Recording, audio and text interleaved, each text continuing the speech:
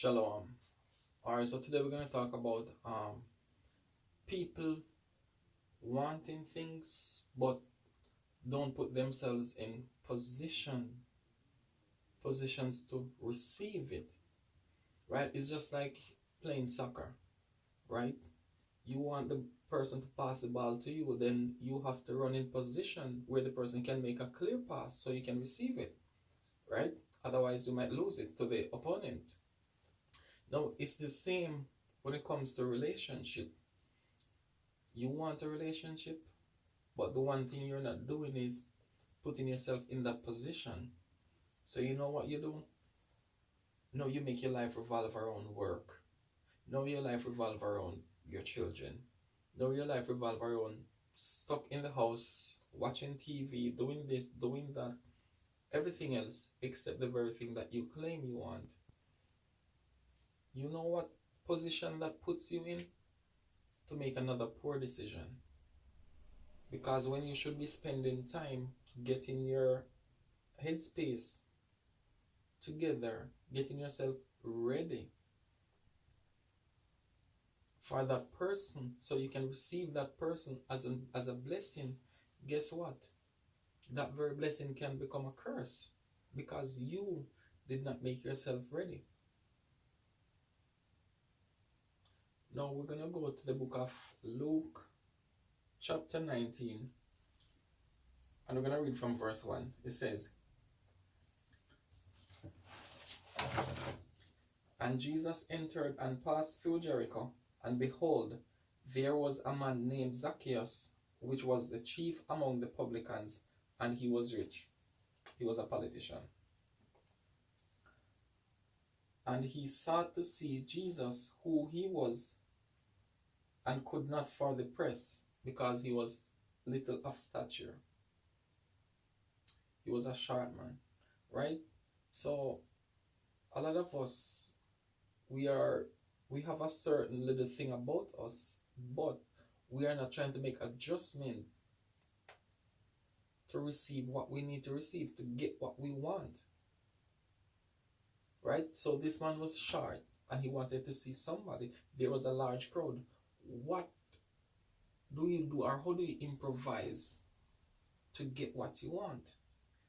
It says, "And he ran before and climbed up into a sycamore tree to see him, for he was to pass that way." You see what this sinner did? He put himself in the position to receive that blessing. So it's the same way you want a relationship. You know you want a wife. You know you want a husband, right? But are you putting yourself in position where this person can see you from afar off? Are we doing that? So you see, it's one thing to keep saying, yes, you want a wife, yes, you want a husband. But then, what are you doing to get towards that ultimate goal? Yes, the ultimate goal is to have a husband or a wife, but what are the little things that you are doing to accomplish the ultimate goal? You have to get yourself ready. You have to know about yourself. You have to see how honest you are to yourself. Because it's the same honesty you're going to approach him or her with. So all that time that you're spending being single, that's the time to do what? Spend time to meditate, to get to understand your nature. Watch this. Let's go to verse 5. It says, "And when Jesus came to the place, he looked up." So you see that? You position yourself. So if you're dwelling for a week for the Feast of Tabernacles or whatever it is, you know that, okay, you want a husband or a wife with that same mindset, spiritual mindset as you, share the same beliefs or things of that nature. So you know that you're having your feast or your Passover or whatever it is, you know that these sisters are going to be around, these brothers are going to be around. Don't be cloaked up into your own world. Be open that if that blessing comes, you may openly receive it with a pure heart. It says, "And when Jesus came to the place, he looked up and saw him, and said unto him, Zacchaeus, make haste, put yourself in position where that sister can see you. She can observe you from afar off. Put yourself in position where that brother can see you, where you can be heard. Your what do you call it? How you carry yourself, how you conduct yourself. Those things will speak for you. Right? It says, make haste and come down, for today I must abide at thy house. And he made haste and came down and received him joyfully. You see that you put yourself in that position so you can receive that person when he or she comes into your life. So all of that time you spend being single, what you should be doing is actually spending that time with yourself. Know yourself. Understand what is it that you want, what you look for, what you like, what you're attracted to. Because one of the things a lot of religious people like to take out the equation, because they want to be so spiritual where they make it seem as if the physical doesn't matter. Yes, you do have a preference. You don't want a 400-pound husband, a 500-pound wife, or a man with that looks this way. Or, yes, you have preference. Don't deny it. So you have to understand that part of what you want is a person who probably look this way, or is not too fat, or is not too skinny. You have to know your preferences, because you know what happens when the real relationship starts. After that veil starts to come down and you start to see each other, guess what? Now you're gonna realize the head is too big. Now you're gonna realize her teeth has too many spaces. Now you're gonna realize, oh, she's too short. Now you're gonna realize he's too black. Now you're gonna realize her hair is not how you would like it. Now you're gonna realize his smile is not the way you the one that you like. Spend that time with yourself. Prepare. Understand what is it that you want. What is it that you need. Understand what your boundaries are. Understand what your non-negotiables are. What you will accept and what you will not accept. So when you go to this person, guess what? You can openly say whatever is on your mind. You don't hide the important things until after the sex happens. Then you come out with it, hoping to change the person or hoping to change something.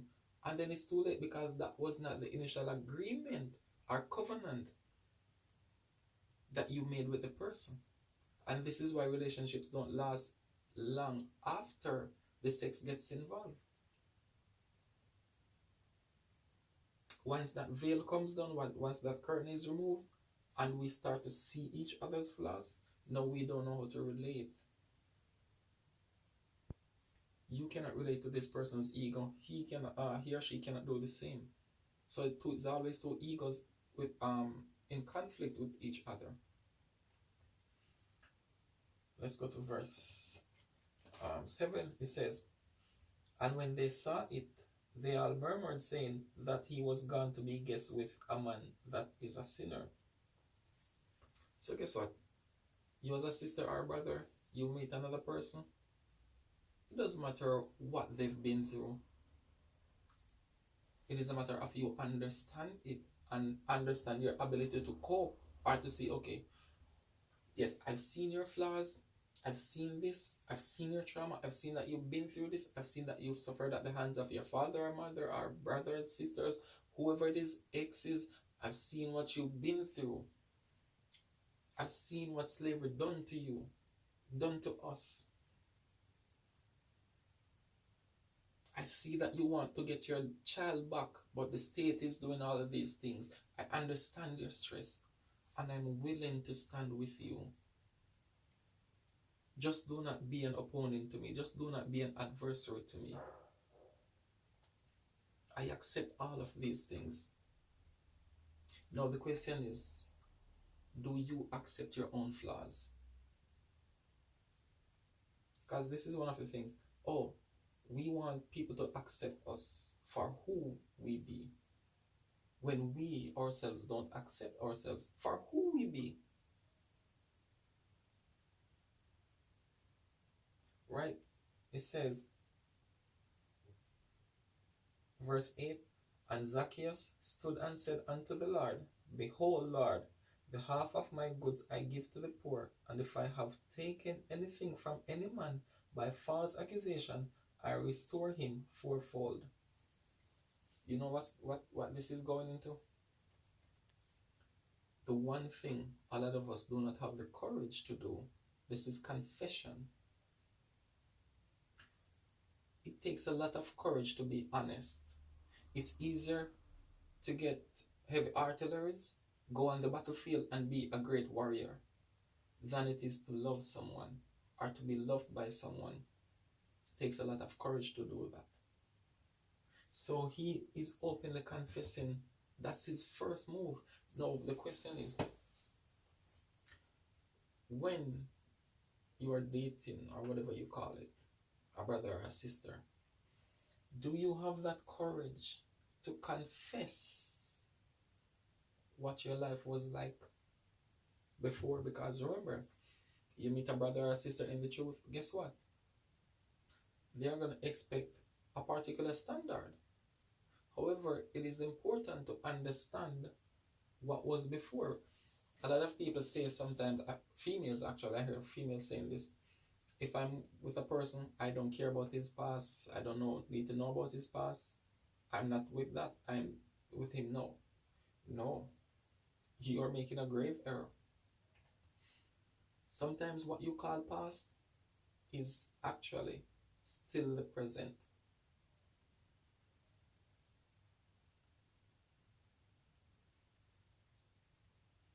Sometimes that woman he was sleeping with some time ago, if present herself again, will happen. You have to know where he stands. You have to know what he has renounced. You have to know what his relationship with his mother is like. You have to know what his relationship with his siblings, sisters, are like. You have to know what his relationship with his exes, especially the most recent ones. Because sometimes you don't really know how a man really feels about women. Sometimes it doesn't have anything to do with intimate relationships. Like I said, it can be with sisters growing up, it can be with his mother. Sometimes you have men who are grown by the streets. Yes, they are good, they're handy. So they're handy, they will fix things. Your car is broken, the light, all of these things, they're handy, they're street, they know to flex, they're frisky. You will be attracted to that. But guess what? The one thing they might not be versed in is women. So they'll have a mindset, even subconsciously, they might not know that that is how they really feel deep down, because of all the beliefs that they've gathered in the streets, that they see women as whores. So he has everything that you want in a man, that masculinity, that ability to do things, to improvise, but deep inside, he holds a strong belief. So at the end of the day, no matter how much you try to relate to him, it's like there's this gulf fixed between you and him. There's a wall. There's a military defense system. There's a no intimate zone. Right? And it makes it hard for you to love such a man. So it's important for you to understand some history about the person. Don't be too blind or too ignorant that you don't want to know. Not that you're going to use it to judge him, but also to have an idea of what his former character was. You know what you're getting into. So guess what? You can prepare yourself. You can be cautious. There's a difference going into the kitchen knowing you might get burned and going in the kitchen having no clue that you might get burned. Thinking there's no fire in the kitchen. You don't want to go in the kitchen like that. You want to go knowing that, okay, this over here might burn, this over here might burn, this over here might burn. So you can be cautious when dealing with those parts of the kitchen. Right? So confession is a very good thing to do because that clears the air. And a lot of us, we did things when we were single that we are ashamed of, but we don't know. You know when you will know that you're ashamed of it? When a real intimate relationship comes in the picture. So being single, you might be sleeping here, sleeping there, call over this person when you're horny, doing this, doing that, flirt with all these men, women, whatever. You don't know how shameful it is until you have to start a deeply rooted connection with a person. And you know how you will know?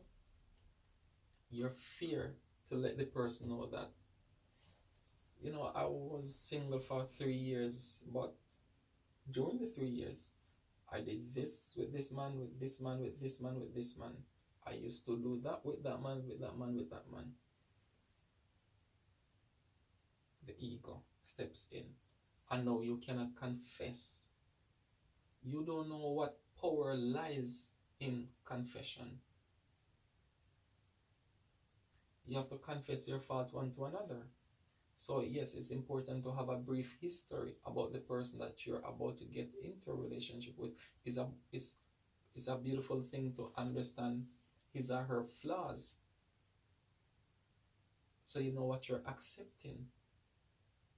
You don't want to accept this image here, but then after the acceptance of it, you find out it's not what you actually signed up for. It's like defrauding each other. It's like this is a form of deception. And the scripture says, don't do that. Don't defraud the person. Don't deny the person of this truth, so he or she can make a decision for him or herself. A lot of people do that. A lot of men rob the woman of the opportunity to decide. You will know that you have another woman, and you deny the woman that you have just because you want to get with this person. That's deception. And not only deceiving this person that you want, but it's disrespect for this person that believes he or she is in a relationship with you.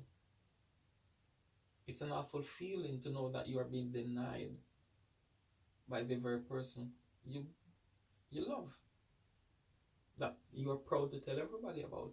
He's on the other hand denying you. That's a terrible thing. Don't do that. If you know that you're into more than one woman, guess what? You say that up front, because you know that not all women are in acceptance of this. So don't have a polygyny mindset and you go to a sister and be talking all these things about scripture, knowing that it might lead to the relationship road. And then you're going to wait until after the sex happens. You're going to tell her that, no, don't do that. No, the next thing, you want to call in your future husbands. Talking about the women now. You want to call in your future husbands, right? But you don't want to call to you. You don't want to summons the life that you want to create with this future husband. So the future husband comes and it's like the meaning is not there, because the life that would give it meaning is not there. You have to call on the life that you want to live. So guess what? You might be a single woman, you have your child or children, you're stuck in that work and taking care of children routine. You don't do anything for yourself. You have to start living as if your husband is there. So some things in the home you might not be doing because you say, oh, sure, I'm by myself. It's just me and my kids. I can let it stay for. No, start get into the mindset that your husband is there. What would you be doing today? How would you be doing this? So when the husband comes, guess what? You're already in that spirit. You're already in that vibration. You're already in that mood to do things with him. It delights you to make his breakfast. It delights you to prepare his dinner. Get into that spirit. It delights you to clean and let the home smell fresh and welcoming for him to come. So when he comes along, guess what? You don't struggle with doing these things and balancing the relationship side.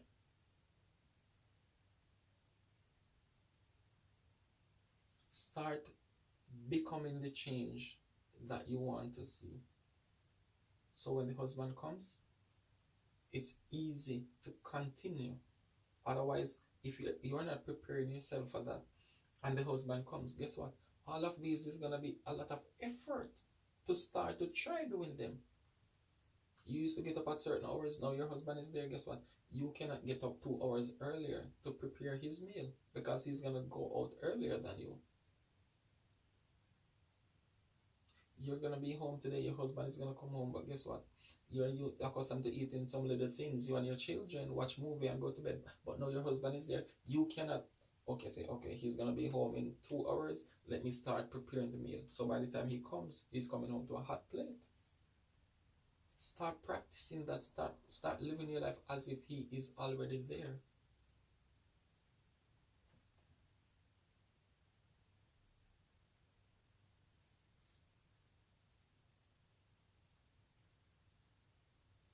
Make yourself ready. So when a husband comes and call upon you, you're available. It's just like the wife, Isaac's wife. She was single, but guess what? She was opened, ready to receive the blessings of her husband. She went out in the field.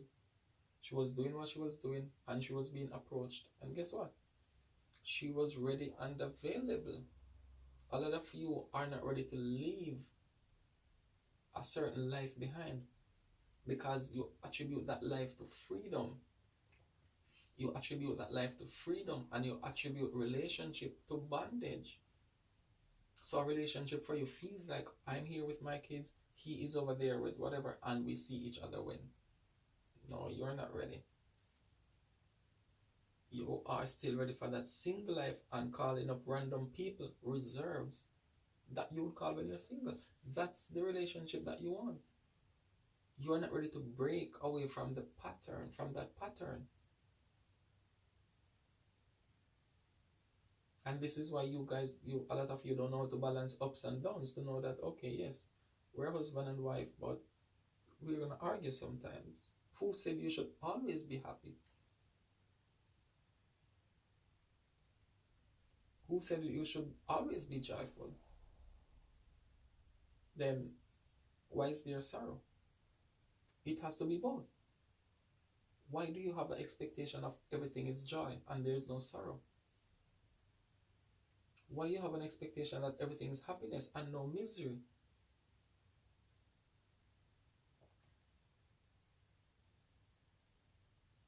Why you have an expectation of everything good and no evil? Who taught you that manner of unbalance?